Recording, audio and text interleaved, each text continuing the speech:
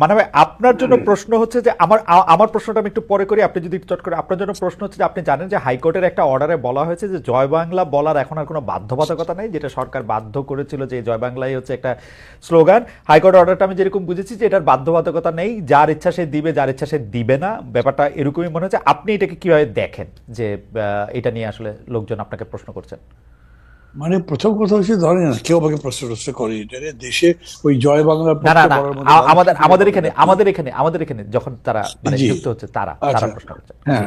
তো আমি বলছি যে ধরেন এইসব কথার বা এগুলো অর্ডারের বা রায়ের যে লিগ্যাল ইমপ্লিকেশন, এটার মধ্যে আমি বলতে চাই না, বিকজ আমি ওটা বুঝি কম। হুম হুম কিন্তু আমি অলওয়েজ এই ধরনের অর্ডার পলিটিক্যাল মিনিংটা বুঝতে চাই।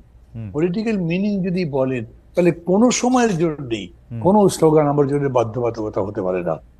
ওকে। এখন ধরেন জাতি রাজি হলো, তারপরেও কোর্ট রাইজের সবাই মেনে নিল, কিন্তু আমার কাছে সেই স্লোগানটা পছন্দ নাও হতে পারে। আপনি তো আমার জোর করে চাপিয়ে দিতে পারেন না। ডেমোক্রেসি এরকম নয়, it is just the rule of majority. তার ওপিনিয়ন যাতে বলে তার ভিত্তিতে হয়। It is also right for the minority to express, যে ওকে। তারা যাতে তাদের কথা বলতে পারে। তো তারা বলবে যে আমি ঠিক মনে করছি না, ওকে, ফেয়ার এটাই এনাফ। তো উচিত। আমি আপনাকে যে প্রশ্নটি করতে চেয়েছিলাম যে আপনি বলেছেন যে মানে বাংলাদেশে অনেক ফানি জিনিস হয়েছে, যে বিরোধী দলের নেতাকে আসলে আত্মগোপন করতে হয়েছে গণ অভ্যুত্থানের মুখে, যেটা মানে মানে যেটা আসলেই ফানি, মানে যতবার আমার মনে হয় ততবারই আমার কাছে হাসি পায়। আপনি বলেছেন যে এত বড় একটা আন্দোলনের পরে প্রধান বিরোধী দলের হাতেই আসলে আন্দোলনের পতাকা নাই, সেটাও একটা মনে রাখার মতো বিষয়। কিন্তু আমার কাছে যেটা হচ্ছে খুব মনে হয় যে শেখ হাসিনা, যিনি কারো কথা চিন্তা না করে কাউকে কোনো কিছু না জানিয়ে চলে গেলেন, পালিয়ে গেলেন, এখন আবার তিনি বলছেন তাকে আসলে পালাতে বাধ্য করা হয়েছিল, এবং তিনি বক্তৃতা দিচ্ছেন, সেই বক্তৃতা নিয়ে তার নেতা কর্মীরা আবার মানে এটা নিয়ে উৎফুল্ল হচ্ছেন। এই ব্যাপারটাকে আপনি আসলে রাজনৈতিকভাবে কিভাবে বিশ্লেষণ করেন? মানে আমি আওয়ামী লীগ করলে তো আমি মানে তার উপরে এতই রাগ করে থাকতাম বা এতই আমি মনে কষ্ট পাইতাম, এইটা এইরকম কেন? মানে এটা আমি একটু মানা ভাই আপনার কাছ থেকে একটু শুনতে চাইবো। আমি একটু বেরেসে ফারানা থেকে আসি একটু, আপনি এটা একটু জি মানে আপনি এটা জি একটু জি মানে জি আগে প্রশ্নটা করে রাখলাম যে বেরেসে ফারানা, জি আমি আসলে প্রশ্ন করেছিলাম যে বৈষম্য বিরোধী ছাত্র আন্দোলনের মধ্যে আপনি আসলে যুক্ত হবেন কিনা, এটা হবেন কিনা, আর জয় বাংলা নিয়ে আসলে আপনার মতামত আমরা একটু শুনে নিতে চাই, যেহেতু প্রশ্নটা উঠেছেই। আপনি একটু বলবেন যে হাইকোর্ট বলেছে যে এটার। না, আমি আমি আসলে কোনো দলে যাওয়ার কথা কল্পনাও করছি না, এটা আমার হুম। কোনো চিন্তার মধ্যেও নাই। ওকে। আর দ্বিতীয় যে প্রশ্নটি, জয় বাংলা স্লোগান, দেখুন পুরাটাই তো পলিটিসাইজ হওয়া। এই যে আপনি না আলাদা আলাদা ভাবে কোনো প্রতিষ্ঠানকে রক্ষা করতে পারবেন না। আপনি যখন সকল কিছুকে একত্র করবেন একটি বিশেষ লক্ষ্যে, তখন আপনি পিসমিল বেসিস, আচ্ছা জুডিশিয়ারিটা ঠিক রাখি, কিংবা আচ্ছা থাক আমি প্রশাসনটাকে ঠিক রাখি, ইট ইজ ইম্পসিবল খালেদ ভাই। হুম সেই কারণেই যেটা হয়েছে, জুডিশিয়ারি প্রতিটি নিয়োগ, প্রতিটি পদোন্নতি, হুম অ্যাপেলেট ডিভিশনে যাওয়া, অ্যাপেলেট ডিভিশন থেকে কে চিফ জাস্টিস হবেন সেটা নির্ণয় করা, এই সকল কিছুই আসলে রাজনৈতিক সিদ্ধান্তে হয়েছে। এবং আপনি চিন্তা করে দেখেন, এই যে আবারও সেই ইতিহাস টানতে হয়, স্বাধীনতার 54 বছর খালেদ হুম ভাই, হ্যাঁ, হুম হুম হুম আমাদের কিন্তু আকাশের যত তারা আইনের তত ধারা, তাই না? হুম হুম হুম অথচ একটা বিচারক নিয়োগ আইন আমরা কেউ করলাম না। হুম হুম কেন করলাম না?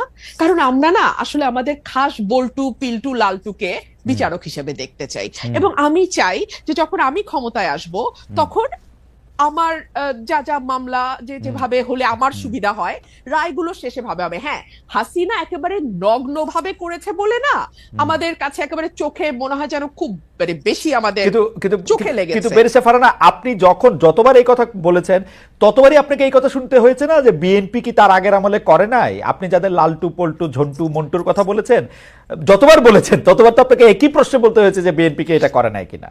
নিশ্চয়ই শুনতে হয়েছে, এবং সে হ্যাঁ। কারণে কিন্তু আমি এই পরের লাইনটা যুক্ত করলাম জি। যে হাসিনা যত নগ্ন ভাবে করেছে, কারণ সে সময় পেয়েছে বেশি, হুম তাকে ক্ষমতায় থাকতে হয়েছে ভোট ছাড়া, হুম তাকে তার কাছে পাওয়ার হারানো মানে জীবন হারানোর মতো। হুম সুতরাং তার কাছে যেটা মানে তাকে যেভাবে সকল কিছু ভীষণভাবে ব্যবহার করতে হয়েছে, অন্য গভর্নমেন্টকে ততটা সুযোগও তারা পায় নাই, হুম এবং ততটা তাদের ব্যবহারও করতে হয় না। সেই জায়গাটাতেই কিছুটা ডিফারেন্স আছে, মাত্রাগত পার্থক্য, let's put it in this way, মাত্রাগত পার্থক্য। হ্যাঁ, ওকে। সে কারণে আমরা দেখছি যে বাংলাদেশে জাতীয় স্লোগান কি হবে এটাও হাইকোর্ট নির্ধারণ করে। একটা পলিটিক্যাল কোয়েশ্চেন, বাংলাদেশের নির্বাচন কিভাবে হবে, for God sake it's a political question Khaled ভাই, তাই না? মানে আপনি যেই দলই করেন, যেই মতই করেন, কিংবা আপনি যাই হন না কেন, আপনি যদি সুস্থ মানুষ হন, আপনি যা বুঝবেন যে এটা পলিটিক্যাল কোয়েশ্চেন। কিন্তু এইটাও আমরা না হাইকোর্ট বা অ্যাপিলেট ডিভিশন থেকে এটা করায় নিব। আবার ধরেন আমাদের সংবিধানকে আমরা মোটা দাগে একটা পারিবারিক বইয়ের মতো করে ফেলবো, আমরা যা যা চাই তার সবই সংবিধানে থাকবে, এবং এমন সব অদ্ভুত প্রপোজিশন আমরা সংবিধানে দেব যে আমরা সামনে ভবিষ্যতে যত সংসদ আসবে সেই সবগুলো সংসদকে আমরা বেঁধে ফেলার চেষ্টা করব। মানে তারা কি কি আইন করতে পারবে, কি কি পারবে না, সংবিধানের কোন কোন অংশ তারা 2/3 কেন 3/4 মেজরিটি দিয়েও চেঞ্জ করতে পারবে না, এরকম অংশ আমরা সংবিধানে বলে আবার সেটা লিখে দেব যেটা অপরিবর্তনীয়, which itself is unconstitutional, okay, which itself is unconstitutional. So এগুলোর মধ্যে দিয়ে তো বাংলাদেশ গেছে। সে কারণে আমি মনে করি খালেদ ভাই যে আমরা না একটা ঝাঁকি খেয়েছে বাংলাদেশ, মানুষ, দেশ, রাষ্ট্র, সরকার ঝাঁকি খেয়েছে। কিন্তু এই ঝাঁকিটাতেই যে আমরা একেবারে ঠিকঠাক ফিটফাট হয়ে বিলাতি কায়দার ওয়েস্টমিনিস্টার গণতন্ত্রে অভ্যস্ত হয়ে যাব, কিংবা ইভেন ঘরের পাশের ভারতের গণতন্ত্র আমরা বুঝে যাব, এটা ভুল। আমাদেরকে আরো অনেক দূর যেতে হবে খালেদ ভাই, অ্যাটলিস্ট ভারতের পর্যায়ের একটা গণতন্ত্র এবং প্রাতিষ্ঠানিকীকরণের দিকে যেতে আমাদের আরো 50-100 বছর সময় লাগবে। এবং সে কারণে আমি আমার আগের সেগমেন্টের কথা ধরে আমি একটু সূত্র ধরে বলি যে আমাদের মতন মানে ধরেন অ্যাজ অন টুডে আমার যে ভূমিকা, হ্যাঁ, এটার জন্য আমাদের মতন মানুষদেরকে কিছুটা প্রাইস পে করতে হবে। পে করতে করতে করতে করতে এক সময় গিয়ে, সেটা আজ থেকে মেবি 70 বছর 80 বছর পরে, হয়তো দলগুলোর ভেতরে সেরকম ডেমোক্রেসির চর্চা আসবে, হয়তো রাষ্ট্রের ভেতর সেরকম ডেমোক্রেটিক ভয়েস আমরা পাবো যেটা একটা স্মুথ ডেমোক্রেসিকে সাপোর্ট করে। এইটুকুই আমি বলতে পারি। বেরসে ফারানা, তাহলে আমরা এরকম ধরে নিতে পারি যে আপনার কথা থেকে যদি আমরা একটা উপসংহার টানতে চাই যে ধরেন সবগুলি দল, বিএনপি ইনক্লুডেড, এর মধ্যে গণতন্ত্র আসতে 70-80 বছরের মতো লাগতে পারে। দেখুন, আমি it's just a speculation, it could be 50 years. আচ্ছা ঠিক আছে, আমি আচ্ছা ঠিক আছে, it all depends on the will of the people. আমার দেশের মানুষ আসলে কি চায়। ওকে, রাইট। হ্যাঁ, আমার দেশের মানুষকে সচেতন করার দায়িত্ব আমাদের।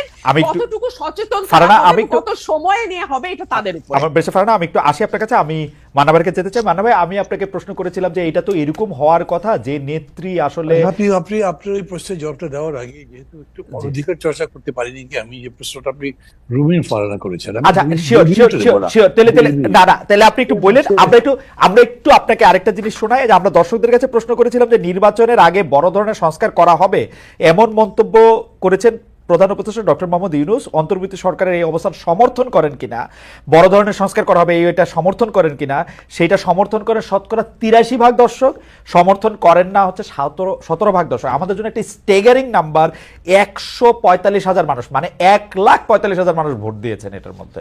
মান্না ভাই, মানে 1,45,000 একটা বিপুল সংখ্যা। জি মান্না ভাই, আপনি বলতেছিলেন। জি, আপনি বিষয়টা বলে রাখবেন, যে প্রশ্ন করেছে সেটাও বলে রাখবেন, কিন্তু আমি এইটার লোভ সামলাতে পারছি না, প্লিজ, মানে অনধিকার চর্চা করবো তো বলছি। ধরেন ওবায়দুল কাদের আর মাহমুদুর রহমান মান্না দুজন খুবই প্রতিদ্বন্দ্বী ছাত্রনেতা ছিল, কিন্তু ওবায়দুল কাদের আমার কাছে ডাকসু নির্বাচনে কোনো পাত্তাই পাইনি। তারপরে আমি আওয়ামী লীগে থাকলাম না, আওয়ামী লীগে যোগ দিয়েছি, থাকতে পারলাম না বা থাকলাম না। এখন ওবায়দুল কাদের আওয়ামী লীগের সাধারণ সম্পাদক হয়ে গেলেন। তখন আমাকে কোনো মানুষ এরকম করে বলেছে, ভাই ওবায়দুল কাদের সাধারণ সম্পাদক হয়ে গেল, আপনি দলটা ছেড়ে দিয়ে থাকলে আপনি তো হতে পারতেন। আমি তাদেরকে বলতাম না, আমি হতে পারতাম না, কারণ শেখ হাসিনা যে তুতু করে তাকে দিবে, আমাকে দিবে না। আমি ওটা জানি, বুঝি বলেই আমি ওখানে থাকিনি। এখন end of the day Khaled, আমি বলি যে আমি মনে করি I am right, Obaidul Quader রং। এখন কি অবস্থা দেখলে তো তাই বোঝাই যায়, খুব স্পষ্ট বলা যায়। তো এই কারণে যখন প্রশ্নগুলো করেন না আপনারা, বা ধরেন অন্যরা কেউ জিজ্ঞেস করে, যিনি জবাব দিচ্ছেন বা যাকে প্রশ্ন করেছে তাকে আপনার ভাবতে হবে যে এই মানুষটা উইথ অল অডস যেভাবে ফাইট করেছেন, that is the glory, that is the victory. এবং এইটা মানুষের মধ্যে কিন্তু ইনস্টিলড হয়ে যায়। না হলে আমি এখন মানুষের এত ভালোবাসা পাই কারণ আমি কিন্তু অনেস্টলি বলি, আমি মনে করি মানুষের ভালোবাসা প্রায় শিখতে পারছি এখনো, এরকম দেখি। তো সেই কারণে আমি মনে